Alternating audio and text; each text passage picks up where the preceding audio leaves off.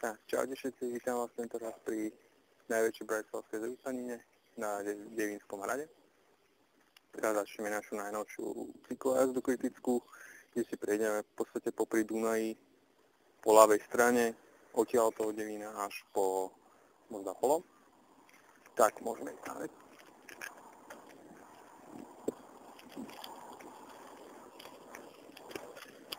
Som byť teraz taký trošku stíšený, lebo je to strašne veľa ľudí, ako vidíte. Ešte najlepšie je tu kopať cyklistov, čo je veľmi fajn.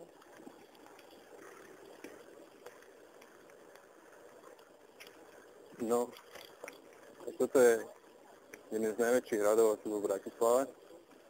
Pri samotnom bratislavskom, ktorý nakoniec bol zničený Napoleónovou armádou v 19. storočí. A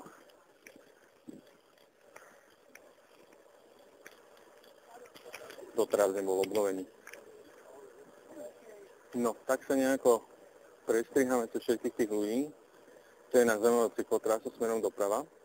To sa dostanete do Devínskej Novej Vsi a potom až popri rieke Morava až do Česka. Tu vlastne vidíme sútok Dunaja a Moravy. Kto všetko nepoznáte.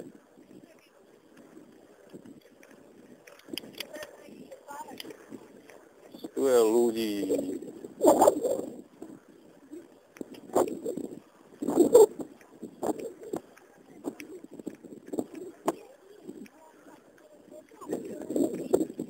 Wow.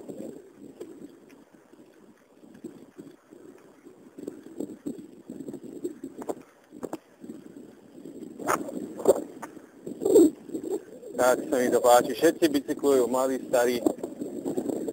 Predný.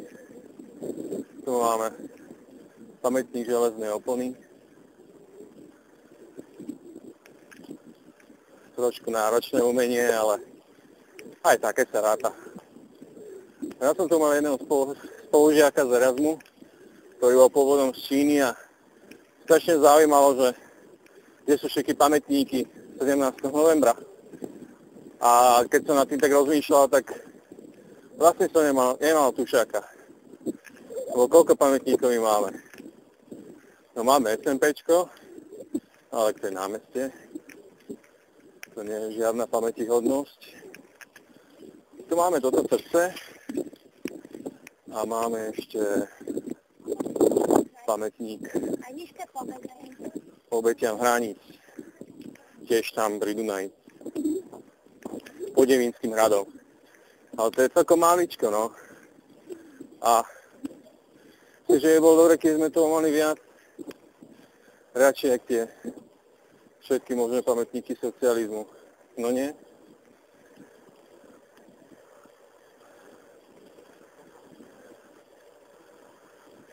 No, tak tu začína cyklochodník dunajský. Tak, vítajte v jeho prvopočiatkoch. No a tu už budeme sami. Nebude tu už toľko národa ako tam. Takže ešte raz povieme si, kade pôjdeme. Začneme teraz Teraz sa vlastne nachádzame v Devíne, najzodoloženejšej mestskej časti Bratislavy. A tam hore môžete vidieť jednu z haciendiek, jedného zo slovenských bohatlíkov. Neviem, jak sa volá, ale je to riadny architektonický humus. A je to postavené v podstate na čierno, čierna stavba. A naľavo neviem, či vidíte, tam je ďalšia taká haciendička na kopci. To už bolo legalizované. Čiže aj toto vlastne len čaká, kým sa to podarí zlegalizovať. Na pozadí. Možno to vidíte dobre. No, čiže začneme tu.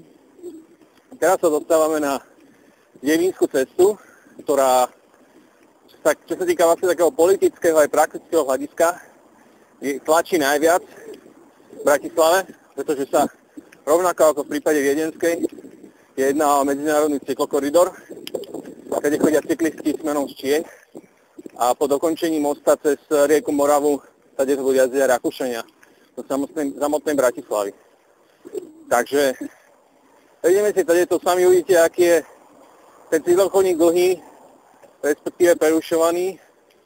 Zatiaľ je to veľmi fajn, ale to je vlastne ten protipovodňový múr, ktorý bol nedávno dokončený v Bratislave.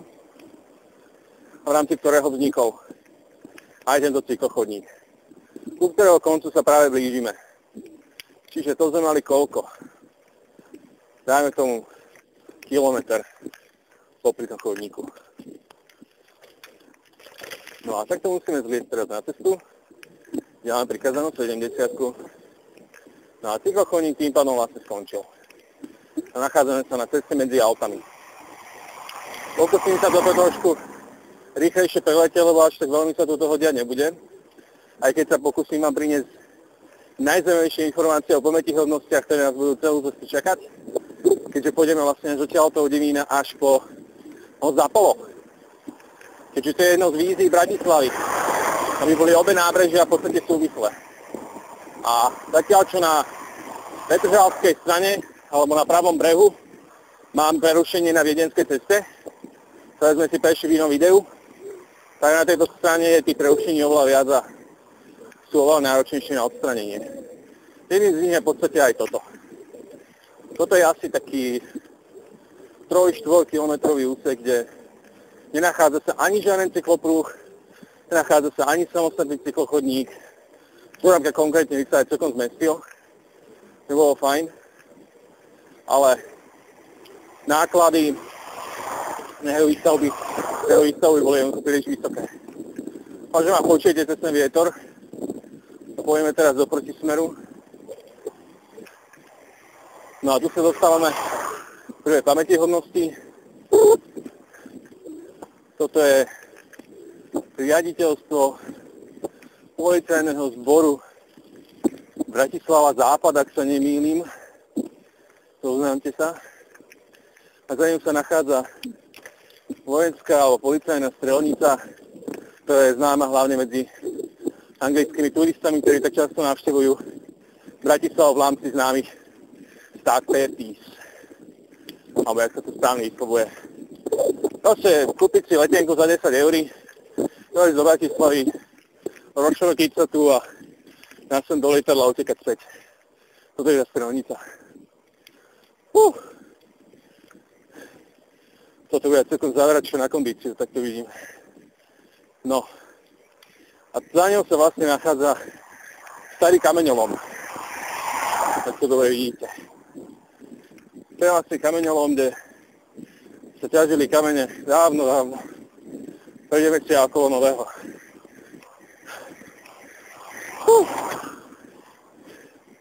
No pod Devínom bolo národa až. Neviem, či bude aj tu ďalej. Už vidím, že sa sem tak ľahko išlo. Som išiel povedať celý. Tak dúfam, že sa budeme počuť. Aspoň trošku.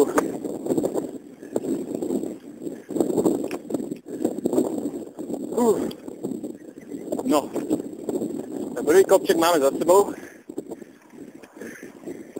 Toto už by malo byť v pohode. Červené tečko. A sme na správnej trase. No, a teraz sa blížime k novému kameňolomu. A ten, čo skoro uvidíme. Tu za kopcom. To je ďalšia taká zaujímavá pamätihodnosť. A preto to je vlastne znížená rýchlosť do 70. A vidíte, ale toto rýchlo nelietali. No musíte ma chápať, ja som sa sem musel aj dotrepať. Takže ja už mám polovicu cieľ v kýbli. Nie ako vy. No, to je ono. Nový bratislavský kameňolom. Celkom monštrum, že? Škoda tie krajinky, no. Tá sa už asi dokopy nikdy nedá. No Eva. Wow, pozrite, aký konvoj cyklistov. Toto je paráda. Pozrite na nich, ak sa kotia.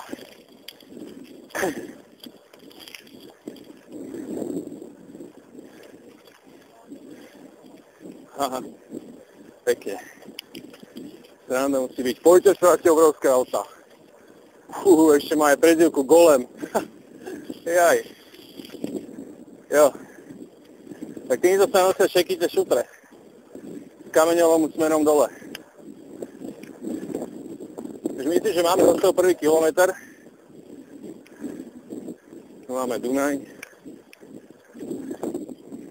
Za sebou tuším prvý kilometr a snad sa dostaneme čoskoro do miest, kde nebude taký strašný vietor. My sme sa aspoň trochu počuli. A vy ste nielen videli, ale aj počuli. Tak keď nepočujete, tak si zažite k tomu nejakú príjemnú hudbu.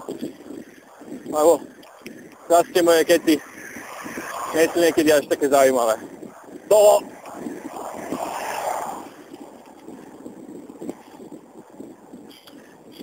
Ako vidíte tú obrovskú frekvenciu cyklistov na tejto veľmi zaujímavej a veľmi peknej cyklotrase, sa ľudia sa jednoznačne boja tady to jazdiť. A je to pochopiteľné. Nechcem čo čudovať, keď nie každý je zvyknutý, že ide si po ceste, kde auta letia 70-kou a väčšinou aj 100-kou v podstate. Takže máme tu síce stanicu policajného zbora, ale ako sa hovorí, polná je najväčšia tma. A tak to je aj v prípade slovenského policajného zboru v mnohých prípadoch. A česť mnohým výnimkám. No, takže Kameňolom máme za sebou.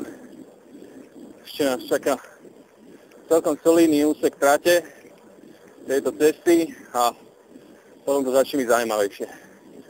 A kolegovci z cyklokoalície mi spomínali, že existujú veľmi pekné, naozaj veľmi pekné plány, ako postaviť cyklotrasu po tejto Devínskej ulici a vraj má byť hrozne pekná, ale čo je spoločným menovateľom, nesmie ísť cez tento ostrov, čo vidíte napravo. To je ostrov Sihoť a je to jednou z najsýtejších zásobární pitnej vody Bratislavy. A povoliť tam vstup, či už cyklistom, chodcom alebo hoci komu, tak to si vieme asi všetci dobre predstaviť, čo by sa ďalej dialo. Takže radšej zainvestovať trochu peňažkov, spraviť to pekné, spraviť to poriadne, nie ako v prípade v Rakúne, čo sme videli na inú videjku zase, že 3 km úplná paráda a o pol kilometra sa vyhrkáte a na celý život dopredu. Takže cesty treba robiť poriadne, na to nezabúdajte. Nic neodflaknúť, lebo ak to odflaknete, tí cyklistom na ten chodník nedostanete. Ani na tú cyklotrasu. Nikto nechce zničiť bicykel na ceste alebo na cyklotrase, to je úplne jedno, kde. Takže nie je o čom. No. Začína prvá zastavba. Intenzívny protivietor pokračuje. Takže nás chceme prenasledovať celú cestu až k Apollo. No, tu máme cyklisti. Hej.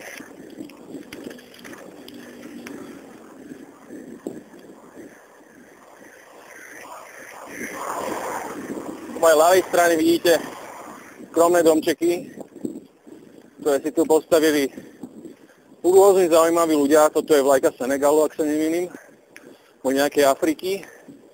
Tak tu majú asi nejakú túto, nejaké zastupiteľstvíčko, peknúčke. Ináč, po pravej strane, čo vidíte tieto domy, vždy keď sa zdvihla voda v Dunaji, tak tieto domy bývajú zaplavované.